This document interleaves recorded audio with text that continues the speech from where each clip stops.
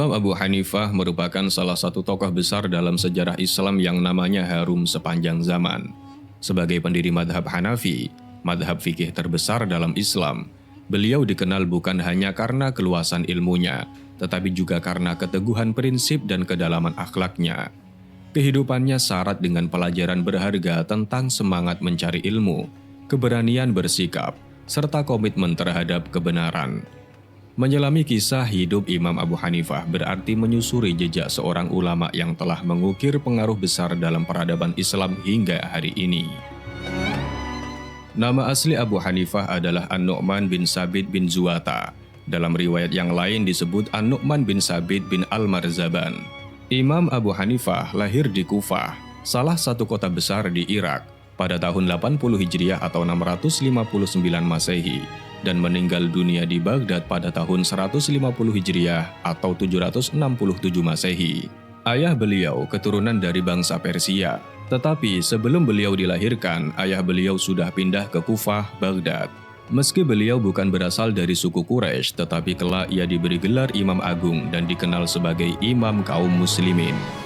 Inilah salah satu keistimewaan besar dari agama Islam yang sama sekali tidak pernah membeda-bedakan warna kulit, suku atau antar bangsa satu dengan lainnya.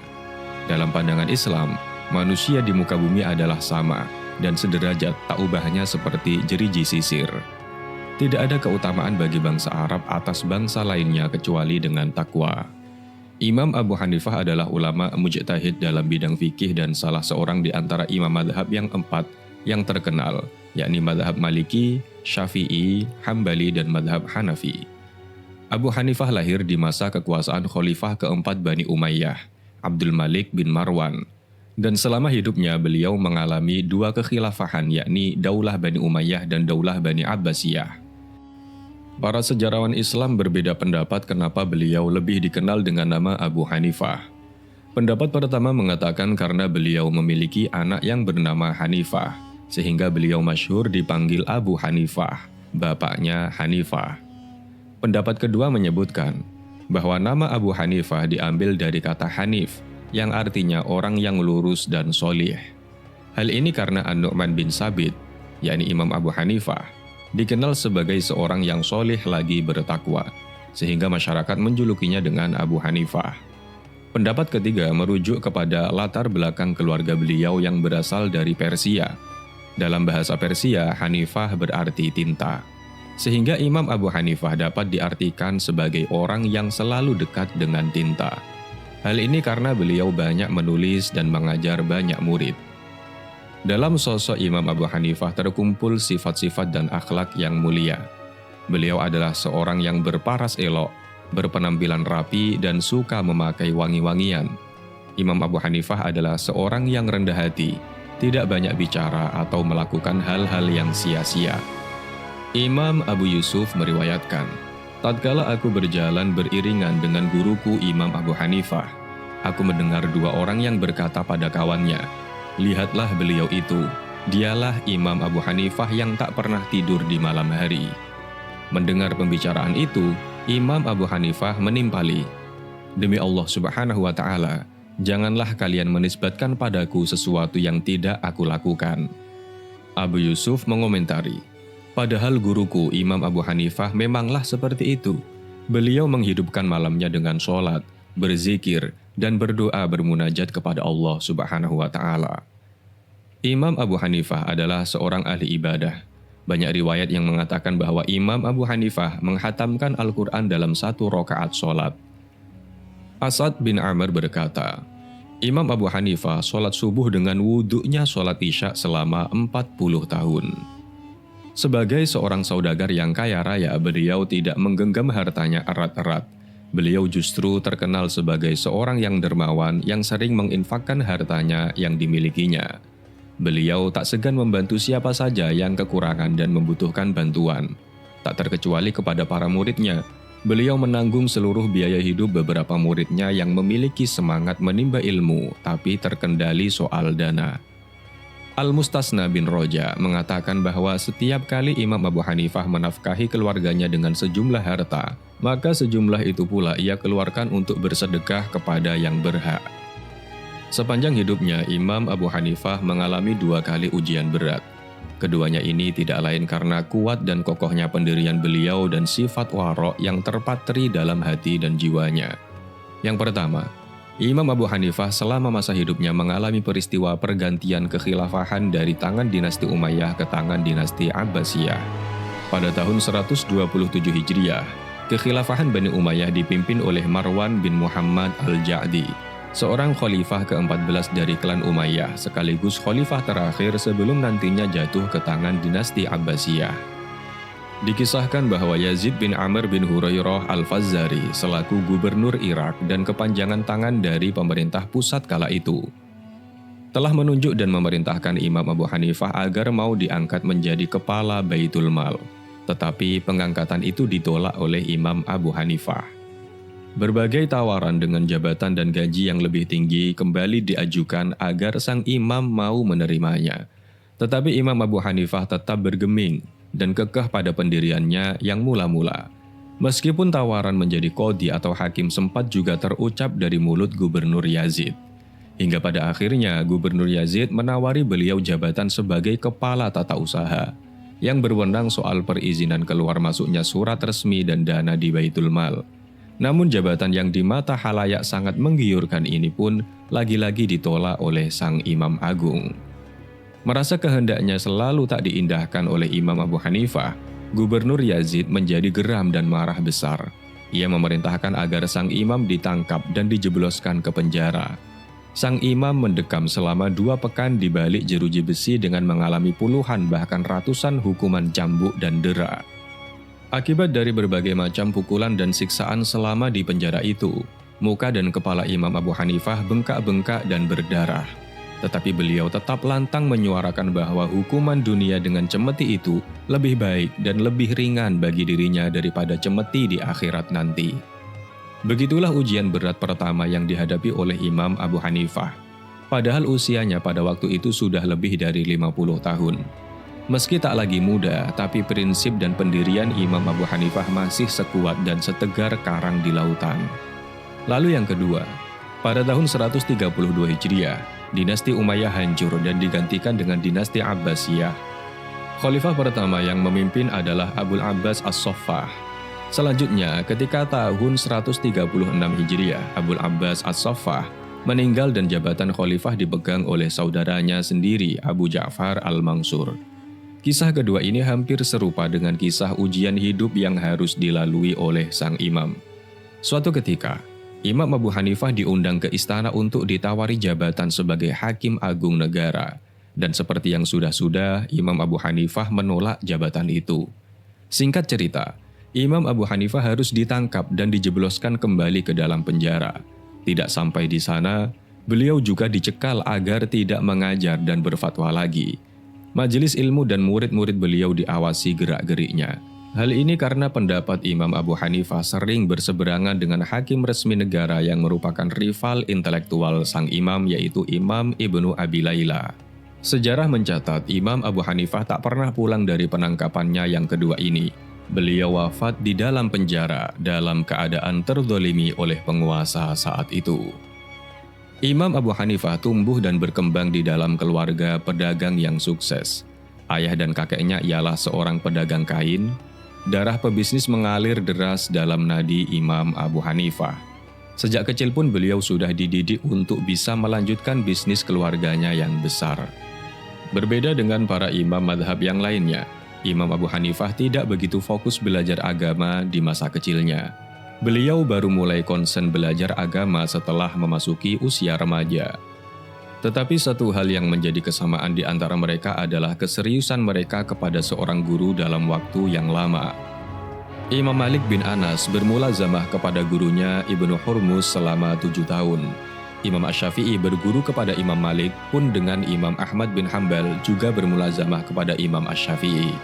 Adapun Imam Abu Hanifah, beliau berguru kepada Hamad bin Abu Sulaiman selama 18 tahun. Imam Abu Hanifah bercerita sendiri tentang proses pendidikannya di bawah asuhan sang guru mulia. Aku menimba ilmu darinya selama 10 tahun. Kemudian timbul niat dalam diriku untuk keluar dari halakohnya dan membuat halakoh sendiri. Beliau melanjutkan, "Maka pada satu sore ketika aku telah bertekad untuk melaksanakan niat tersebut, aku masuk ke masjid dan pandanganku tertuju pada Syekh Hamad dan halakohnya. Sungguh aku merasa tak enak berpisah dari halakohnya, hingga aku putuskan untuk duduk dan tetap menimba ilmu darinya. Tidak lama berselang, pada malam itu pula datang seseorang yang mengabarkan kematian salah seorang saudara Syekh Hamad yang tinggal di Basroh. Ia meninggalkan sejumlah harta, sementara tidak ada ahli waris lagi kecuali beliau. Maka Syekh Hamad memintaku untuk menggantikan beliau mengajar dan duduk di kursinya. Selama kepergian sang guru, banyak sekali pertanyaan yang diajukan padaku yang sebenarnya belum pernah kudengar sebelumnya. Aku menjawab pertanyaan-pertanyaan itu dan menuliskan jawabannya di selembar kertas. Guru meninggalkan halakoh selama 2 bulan. Ketika beliau datang, aku perlihatkan jawabanku atas pertanyaan-pertanyaan yang diajukan. Jumlahnya ada 60 pertanyaan. Beliau membenarkan 40 jawabanku, tetapi menyelisihiku pada 20 pertanyaan sisanya. Maka sejak itu kuputuskan dalam hati untuk tidak meninggalkan halakohnya hingga akhir hayatnya. Dan benar saja, sejarah mencatat Imam Abu Hanifah setia menimba ilmu kepada Syekh Hamad hingga beliau wafat pada tahun 120 Hijriah. Ini menjadi sebuah keteladanan yang patut dicontoh bagi para penuntut ilmu bahwa ketekunan, kesabaran, dan istiqomahlah kunci sukses dalam proses belajar. Sebab jalan ilmu begitu panjang, berkelok dan sering kali terjal. Keberkahan dan kebermanfaatan ilmu hanya bisa diraih jika kita ikhlas kepada Allah Subhanahu wa Ta'ala dengan merendahkan hati di hadapan guru dan bersungguh-sungguh dalam menempuh setiap prosesnya. Imam Abu Hanifah tumbuh menjadi seorang ahli dalam berbagai disiplin ilmu, mulai dari ilmu logika, usuluddin, hadis, dan fikih. Kecepatan hafalan, ketajaman pemikiran, dan kekuatan logikanya mengantarkan beliau menjadi pemuka ahli ilmu di zamannya, hingga pada akhirnya ilmu fikihlah yang menjadi konsentrasi kajian Imam Abu Hanifah. Meskipun bermulazamah kepada Syekh Hamad bin Abu Sulaiman selama belasan tahun, hal itu tidak menghambat Imam Abu Hanifah untuk berguru kepada guru-guru lain yang mulia, dan bahkan tercatat beliau menimba ilmu hingga keluar wilayah Irak. Berikut ini adalah di antara guru-guru Imam Abu Hanifah yang mulia. Ketika beliau berguru ke Kufah, gurunya adalah Syekh Hamad bin Abu Sulaiman, kemudian Sya'bi, kemudian Salamah bin Kuhail, Manarib ibnu Disar, Abu Ishaq Sya'bi, Aun bin Abdullah, Amr ibnu Murahab, A'mash, Adib bin Sabit al-Ansori, dan Sama ibnu Harab. Kemudian ketika beliau berguru ke Basroh, di kota ini Imam Abu Hanifah banyak mempelajari hadis dan ilmunya. Di antara guru beliau adalah Syu'bah dan juga Sufyan As-Sauri. Lalu yang ketiga ketika beliau berguru ke Mekah. Maksud kepergian Imam Abu Hanifah ke Mekah ialah untuk menunaikan ibadah haji. Namun ketika melihat lingkungan keilmuan yang baik dan potensial, Imam Abu Hanifah akhirnya menetap di sana selama lebih dari 6 tahun untuk belajar fikih Ibnu Abbas dari murid-murid beliau. Salah satunya adalah Atha bin Abi Rabbah, yang dikenal sebagai ahlu ro'yinya orang Makkah. Dan di Mekah inilah beliau bertemu dengan salah satu cucu Nabi Muhammad SAW, yakni Imam Muhammad Al-Baqir radhiyallahu anhu. Imam Abu Hanifah mengisahkan sendiri bahwa sanad keilmuannya sampai kepada beberapa nama sahabat Nabi SAW. Khalifah Abu Ja'far Al-Mansur bertanya kepada Imam Abu Hanifah, "Dari siapa engkau menimba ilmu?" Abu Hanifah menjawab, "Aku menimba ilmu dari Hamad bin Abi Sulaiman, juga dari Ibrahim An-Nakhai, yang tersambung ke Umar bin Al-Khattab, Ali bin Abi Thalib, Abdullah bin Mas'ud, dan Abdullah bin Abbas." Seorang pembesar tabi'in, Masruq bin Al-Ajda', menyatakan bahwa ilmu Nabi Muhammad SAW itu berakhir pada 6 sahabatnya, yakni Ali bin Abi Thalib, Umar bin Al-Khattab, Abdullah bin Mas'ud, Abu Darda, Zaid bin Sabit, dan Ubay bin Ka'ab. Dan dari ke-6 nama itu, puncaknya adalah Ali bin Abi Thalib dan Abdullah bin Mas'ud.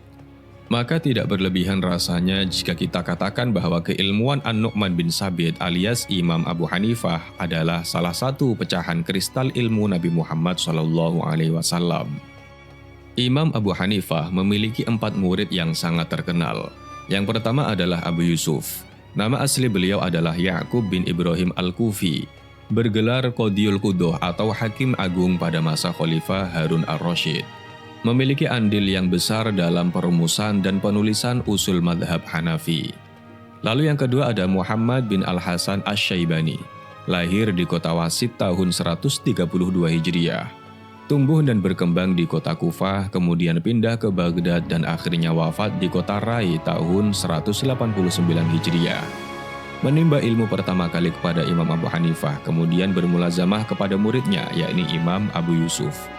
Sempat juga menimba ilmu kepada Imam Malik bin Abbas. Sepeninggal Abu Yusuf, tidak ada yang lebih faqih di wilayah Irak melebihi Muhammad bin Al-Hasan. Memiliki banyak karya tulis yang menjadi rujukan utama dalam kajian madhab Hanafi. Di antaranya adalah kitab Dhahirur Riwayah. Lalu murid yang ketiga Imam Abu Hanifah adalah Zufar. Beliau juga merupakan murid utama Imam Abu Hanifah selain Abu Yusuf dan Muhammad bin Al-Hasan. Nama lengkap beliau Zufar bin Al-Hudzail bin Qais Al-Kufi. Memiliki kunyah Abu Hudzail, lahir di kota Asfahan dan wafat di Basrah. Dikenal sebagai murid Imam Abu Hanifah yang paling mahir dalam hal qiyas. Lalu yang keempat ada Al-Hasan bin Ziyad Al-Lu'lu'i. Berguru kepada Imam Abu Hanifah, kemudian kepada dua muridnya yang mulia yakni Abu Yusuf dan Muhammad bin Al-Hasan. Wafat pada tahun 204 Hijriah. Dalam hal akidah, Imam Abu Hanifah dalam pokok iman adalah sama seperti akidah imam besar yang tiga, yakni Imam Malik bin Anas, Imam Muhammad bin Idris Asy-Syafi'i, Imam Ahmad bin Hambal. Tidak ada pertentangan di antara mereka dalam masalah pokok keimanan. Mereka bersepakat tentang iman kepada sifat-sifat sempurna Allah Subhanahu wa Ta'ala. Al-Quran adalah kalamullah dan bukan makhluk. Dan sebuah keimanan haruslah bermula dari keyakinan di hati, lisan, dan kemudian diamalkan oleh anggota badan. Mereka juga satu suara dalam menolak paham Jahmiyah dan selainnya yang terpengaruh dengan filsafat Yunani. Imam Ibnu Taimiyah berkata, sesungguhnya para imam yang masyhur itu mereka semua meyakini adanya sifat-sifat Allah Subhanahu wa Ta'ala yang sempurna dan berkata bahwa Al-Quran adalah kalamullah dan bukan makhluknya. Mereka juga meyakini bahwa Allah Subhanahu wa Ta'ala bisa dilihat nanti di hari kiamat. Ini adalah madhab para sahabat dan orang-orang yang mengikuti mereka baik dari kalangan ahli bait atau yang selainnya. Ini juga madhab para imam yang diikuti yakni Malik bin Anas, As-Sawri, Al-Laits bin Sa'ad, Al-Auza'i, Abu Hanifah, Asy-Syafi'i, dan Imam Ahmad. Salah satu sebab yang melatari madhab-madhab fikih itu tetap bertahan dan lestari sampai hari ini adalah karena para imam atau murid-murid setelahnya menuliskan karya-karyanya. Karya-karya tulis itu tak ubahnya manifestasi dari pemikiran madhab selama ratusan abad sekaligus menjadi dokumen yang tak ternilai harganya. Begitu juga Imam Abu Hanifah ini. Beliau juga menghasilkan beberapa karya yang menjadi rujukan dan pola utama bagi generasi di bawahnya. Dalam diskursus madhab Hanafi, selain karya sang imam sendiri, karya-karya mereka dibagi menjadi tiga bagian utama, yaitu Masailul Usul, Masail An-Nawadir, dan Al-Fatawa wal Waqi'at. Imam Abu Hanifah tercatat memiliki beberapa karya. Yang pertama adalah Al-Faraid, sebuah kitab yang khusus membicarakan masalah waris dan segala ketentuannya menurut hukum Islam. Lalu yang kedua ada Asy-Syurut, kitab yang membahas perjanjian. Lalu yang ketiga ada Al-Fiqhul Akbar, kitab yang membahas ilmu kalam atau teologi, dan diberi syarah atau komentar oleh Imam Abu Mansur Muhammad Al-Maturidi dan Imam Abu Muntaha Al-Maula Ahmad bin Muhammad Al-Maqnisawi. Karya madhab Hanafi dalam Masailul Usul. Dalam kategori ini kitabnya disebut Dhahirur Riwayah. Kitab ini berisi masalah-masalah yang diriwayatkan dari Imam Abu Hanifah dan para sahabatnya. Imam Muhammad bin Al-Hasan menghimpun Masailul Usul dalam 6 kitab, yaitu Al-Mabsut, Al-Jami'us Shaghir, Al-Jami'ul Kabir, As-Sayrus Shaghir, As-Sayrul Kabir, dan Az-Ziyadat. Pada awal abad ke-4 Hijriah, semua kitab ini telah dihimpun dan disusun menjadi satu oleh Imam Abul Fadil Muhammad bin Ahmad Al-Marwazi, yang juga disebut Al-Hakim Asy-Syahid, dalam kitabnya yang diberi nama Al-Kafi. Kemudian kitab Al-Kafi ini disyarah atau dikomentari oleh Imam Muhammad bin Sahal As-Sarakhsi dan kitabnya dinamakan Al-Mabsut Lis-Sarakhsi. Pada masa Ilun Nawadir, yang dimaksud ialah yang diriwayatkan dari Imam Abu Hanifah dan para sahabatnya yang selain dari kitab Dhahirur Riwayah, seperti Haruniyat, Jurjaniyat, dan Kaisaniyat bagi Imam Muhammad bin Al-Hasan dan kitab Al-Mujarrad bagi Imam Hasan bin Ziyad. Dalam kategori Al-Fatawa wal Waqi'ah, ialah yang berisi hukum-hukum syar'i yang diperoleh dari istimbat para ulama mujtahid madhab Hanafi yang datang belakangan, seperti kitab An-Nawazil yang dihimpun oleh Imam Abu Lais As-Samarqandi. Setelah memfokuskan diri dengan bidang ilmu fikih, yaitu ilmu yang mempelajari hukum-hukum yang terkait dengan perbuatan seseorang, Imam Abu Hanifah benar-benar menempuh jalan menjadi seorang faqih dengan menapaki setiap prosesnya. Ia bertahun-tahun menimba ilmu alat dari para guru yang mulia, mulai dari ilmu Al-Quran, ilmu hadis, dan bahasa Arab. Yang pada akhirnya beliau menjadi seorang alim besar dalam ilmu fikih yang begitu luas dan dalam penjelasannya. Kecerdasan Imam Abu Hanifah diakui oleh para ulama di Irak dan sekitarnya. Banyak pujian yang mengalir kepada diri beliau. Salah satu buktinya adalah sikap gurunya Syekh Hamad bin Abu Sulaiman yang begitu memuliakan beliau di majelisnya. Sang guru sendirilah yang meminta Imam Abu Hanifah untuk mengganti atau mewakilinya dalam mengajar dan memberi fatwa tentang hukum-hukum yang ditanyakan masyarakat. Bahkan dalam salah satu majelisnya, Syekh Hamad bin Abu Sulaiman pernah berujar, tidak boleh duduk di bagian depan halaqah ini kecuali Abu Hanifah. Imam Hibban bin Musa meriwayatkan bahwa Imam Ibnul Mubarak pernah ditanya orang, apakah Imam Malik yang lebih pandai ataukah Imam Abu Hanifah? Beliau menjawab, Imam Abu Hanifah yang lebih pandai. Imam Ahmad bin As-Sobah berkata, Imam Malik pernah ditanya orang, adakah engkau pernah melihat Imam Abu Hanifah? Beliau menjawab, ya, aku pernah melihat Abu Hanifah. Ia adalah seorang laki-laki yang jika kamu berkata tentang tiang kayu ini supaya ia jadikan emas, niscaya ia akan memberikan alasan-alasannya. Imam Muhammad bin Idris Asy-Syafi'i berkata, manusia seluruhnya dalam hal ilmu fikih adalah menjadi keluarga dan anak buah Imam Abu Hanifah. Imam Sufyan bin Uyainah berkata, dua perkara yang aku tidak sangka bahwa kedua-duanya itu dapat menembus keluar dari jembatan kota Kufah. Pertama ialah ilmu qiraahnya Hamzah, dan yang kedua ialah ilmu fikihnya Abu Hanifah. Sungguh kedua-duanya telah tersebar hingga ke pelosok negeri. Seluruh pujian dan sanjungan ini semakin melegitimasi kecerdasan, kepandaian, dan penguasaan Imam Abu Hanifah, khususnya dalam bidang ilmu fikih yang seakan telah menjelma menjadi nafasnya. Seorang imam besar dalam bidang ilmu fikih sekaliber Imam Abu Hanifah akan sulit sekali jika kita mengatakan bahwa beliau tidak mengerti tentang ilmu hadis. Karena sebagai seorang yang ahli dalam menyimpulkan hukum-hukum syar'i, tentu saja beliau juga menguasai betul tentang seluk-beluk ilmu hadis. Perumpamaan keduanya bak dua sisi uang logam yang tak mungkin dipisahkan. Hanya saja kedudukan ahli fikih lebih tinggi dari kedudukan ahli hadis. Bisa dikatakan bahwa setiap ahli fikih pastilah ia seorang ahli dalam bidang hadis, tetapi seorang ahli hadis belum tentu juga seorang ahli fikih. Imam Abu Yusuf meriwayatkan, aku belum pernah melihat seorang yang lebih mengerti tentang hadis dan tafsirnya selain daripada Imam Abu Hanifah. Ia adalah seorang yang tahu akan ilah-ilah hadis, mengerti tentang ta'dil wa tajrih, dan mengerti akan tingkatan hadis yang sah atau yang tidak. Beliau termasuk pula orang yang diterima riwayatnya. Dan beliau sendiri, Imam Abu Hanifah pernah berkata, jauhilah oleh kamu berbicara mengenai agama Allah Subhanahu wa Ta'ala berdasarkan pendapat sendiri, tidak menurut hadis-hadis Nabi SAW. Tetapi meskipun Imam Abu Hanifah dalam ulumul hadis sangat mumpuni, beliau tidaklah termasuk orang yang banyak meriwayatkan hadis. Para ulama mutaakhirin atau ulama-ulama akhir justru memasukkan beliau dalam daftar muqillun fi riwayatil hadis atau orang yang sedikit meriwayatkan hadis. Para ulama mengemukakan beberapa alasannya yang diantaranya, lamanya mulazamah beliau kepada Syekh Hamad yang tidak kurang dari 18 tahun. Dan selama itu pula porsi beliau belajar fikih jauh lebih besar dibanding cabang ilmu lainnya. Lalu karena kepribadian beliau sendiri yang sangat ketat terhadap periwayatan hadis, Bagi beliau, sebuah hadis tidak bisa dijadikan hujjah kecuali berasal dari hafalan perawi yang terpercaya.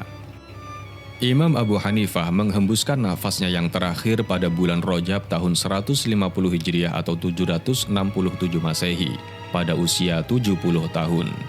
Beliau wafat di dalam penjara pada masa Khalifah Al-Mansur. Beliau tidak meninggalkan keturunan selain anak laki-laki yang bernama Hammad. Jenazah beliau dimakamkan di Al-Khayzaron di kota Baghdad, Irak. Menurut catatan sejarah, tahun di mana wafatnya Imam Abu Hanifah adalah tahun yang sama dengan kelahiran Imam Asy-Syafi'i, sehingga orang-orang banyak menyebut pada waktu itu adalah tahun wafatnya Imam sekaligus lahirnya Imam. Imam Ibnu Katsir mengatakan, 6 kelompok besar penduduk Baghdad menyolatkan jenazah beliau secara bergantian. Hal itu dikarenakan banyaknya orang yang hendak menyolatkan jenazah beliau. Di masa Turki Utsmani, sebuah masjid di Baghdad yang dirancang oleh Mimar Sinan didedikasikan untuk beliau. Masjid tersebut dinamai Masjid Imam Abu Hanifah. Sepeninggal beliau, madhab fikihnya tidak redup dan terus dipakai oleh umat Islam, bahkan menjadi madhab resmi beberapa kerajaan Islam seperti Daulah Abbasiyah, Mughal, dan Turki Utsmani. Saat ini madhab beliau banyak dipakai di daerah Turki, Suriah, Irak, Balkan, Mesir, dan India. Ada sebagian versi lain mengenai akhir hayat Imam Abu Hanifah. Dikisahkan bahwa selang beberapa hari setelah mendapatkan tahanan rumah, ia terkena penyakit. Semakin lama semakin parah. Akhirnya ia wafat pada usia 68 tahun. Berita kematiannya segera menyebar. Ketika Khalifah mendengar berita itu, ia berkata, "Siapa yang bisa memaafkanku darimu hidup maupun mati?" Salah seorang ulama Kufah berkata, "Cahaya keilmuan telah dimatikan dari kota Kufah. Sungguh mereka tidak pernah melihat ulama sekali berdia selamanya." Yang lain berkata, "Kini mufti dan fakih Irak telah tiada." Jasadnya dikeluarkan, dipanggul di atas punggung kelima muridnya, hingga sampai tempat pemandian. Ia dimandikan oleh Al-Hasan bin Imaroh, sementara Al-Harawi yang menyiramkan air ke tubuhnya. Ia disolatkan lebih dari 50.000 orang, dalam 6 kali putaran yang ditutup dengan solat oleh anaknya Hammad. Ia tak dapat dikuburkan kecuali setelah solat asar karena sesak dan banyak tangisan. Ia berwasiat agar jasadnya dikuburkan di kuburan Al-Khayzaron, karena merupakan tanah kubur yang baik dan bukan tanah curian. Kisah hidup Imam Abu Hanifah bukan hanya mencerminkan kejeniusannya dalam ilmu fikih, tetapi juga menunjukkan keteguhan akhlak, keberanian dalam mempertahankan prinsip, dan komitmen terhadap kebenaran.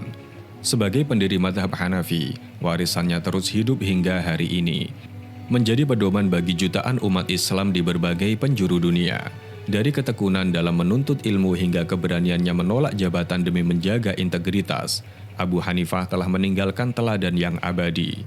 Semoga kisah beliau menjadi inspirasi untuk terus mencintai ilmu, menjunjung keadilan, dan menjalani hidup dengan penuh integritas. Demikian dari kami, apabila banyak kesalahan mohon maaf yang sebesar-besarnya. Al-haqqu min rabbika falatakunanna minal mumtarin. Wassalamualaikum warahmatullahi wabarakatuh.